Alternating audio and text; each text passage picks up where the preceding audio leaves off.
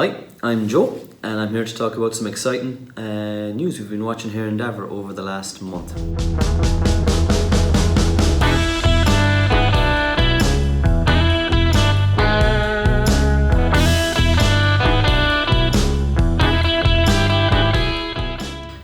First story is about 8 West Consulting here in Cork, Ireland. They issued a press statement this month about their crew solution, which they've just finished conducting a successful trial. It's a remote early warning detection system for the onset of COVID-19 symptoms. It targets the most at-risk frontline healthcare workers, and the trial was conducted in Cork University Hospital. So we see healthcare workers getting their temperatures taken manually at various points during the day. But there's issues with this. It might miss symptoms or it might lead to false reporting. We hear stories of staff coming in out of the cold car park into a building, having their temperature taken, and their temperature is showing up as low because they just came in out of the cold. Also, there's evidence now to show that the symptoms of the high temperature symptom of COVID-19, it comes in waves. So you might have a high temperature and then it might subside and then come back again. So it's like, what time do you take it depends on what time you take the reading at. So with the crew solution from 8 West, the healthcare staff wear it's called an auxiliary thermometer. It's like a little sticker, just goes on under the arm, and they wear it, they forget about it, it's even there after an hour, but all the while it is reporting back the temperature every 15 minutes up to the head-end system.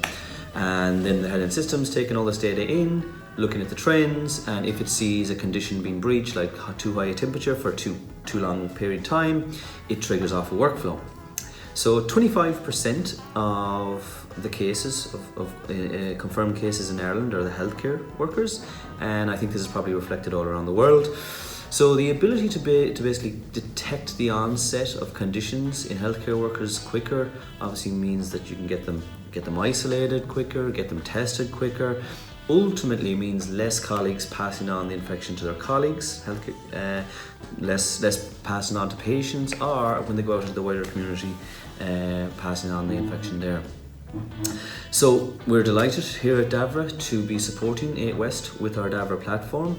The application was built in record time, and we think it's a great example how using the Davra platform you can get to market with a high quality, high value solution in an accelerated time frame.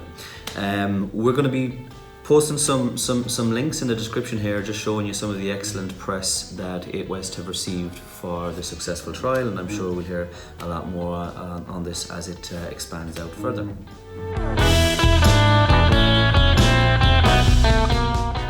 So big news this month also is that Facebook have invested $5.7 billion in Geo. This values Geo at $66 billion. And it means that Facebook are now the largest minority shareholder in Geo. On the face of it, this makes a lot of sense. India is home to the largest WhatsApp and Facebook communities in the world. And the first initiative that they've announced is an integration between WhatsApp and Mart. So Mart is Geo's e-commerce platform. So this will allow India's 30 million or so small shops to digitally transact with customers in their neighborhood through WhatsApp. But Geo isn't just about e-commerce. Geo's India's #1 mobile operator. They've got 388 million users on their network, and they just launched their 4G service back in 2016. So look, along with e-commerce, Geo have a huge focus on telecoms, connectivity and content. In 2019, Geo announced its entry into IoT. They plan to launch a 5G network to capture the half of the share of the expected 2 billion devices that are going to be connected in India over the next 2 years. They also are bringing fibre to the home in India at very attractive rates for consumers, around $10 to the home, to bring fibre to the home. So this is expected to bring India's broadband penetration up from its current level of about 10%, more in line with like the Chinese level of about 70%. What it's also going to do is it's going to set the scene for India's connected device market to flourish. But in addition to rolling out huge scale 5G and fibre in India, Jio also have a number of IoT related services. They have a blockchain platform, they have an edge computing platform, they have a content delivery network, and they have these point of sale devices that allow you to digitize the inventory and the supply chain. And they also have a partnership with Azure, who are helping them build the data centers to host all of these services. But back to Facebook. So there's an obvious play here, obviously, with the e-commerce and the social applications, but Facebook are rumored to be building their own consumer connected devices. And with Jio's captive audience of 388 million users and growing, this could serve as a great launch pad for Facebook into IoT.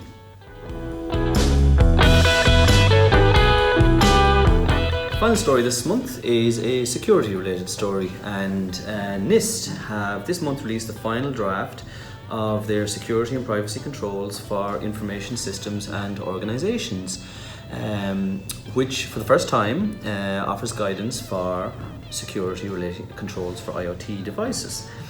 To give a bit of context, I think it's important to understand the role that NIST plays.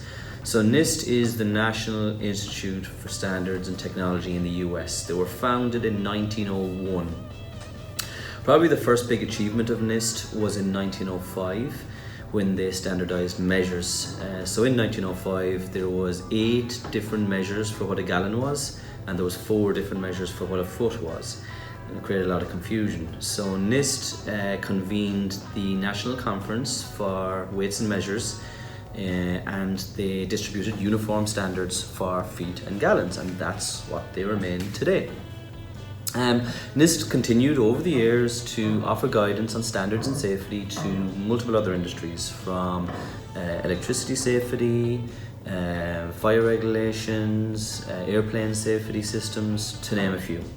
In short, NIST helps to define standards that ensure that industries can operate with a clear set of safety guidelines, and ultimately this helps accelerate industries' growth. Standards accelerate industries; they don't slow them down.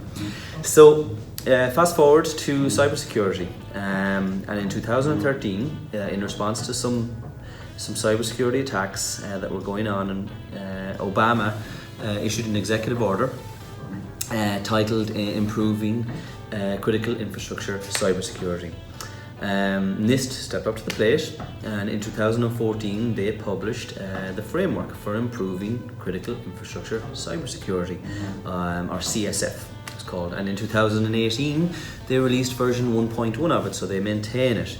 And CSF, it's a voluntary framework designed to protect organizations from cybersecurity attacks. It came out of NIST in the US, but it's been adopted worldwide.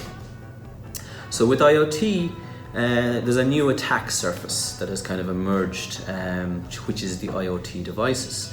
And NIST, just this month have brought out a set of 7 new security controls related to IoT devices in a new draft, and it covers areas such as access control, privacy, separation of concerns, all related to securing IoT devices.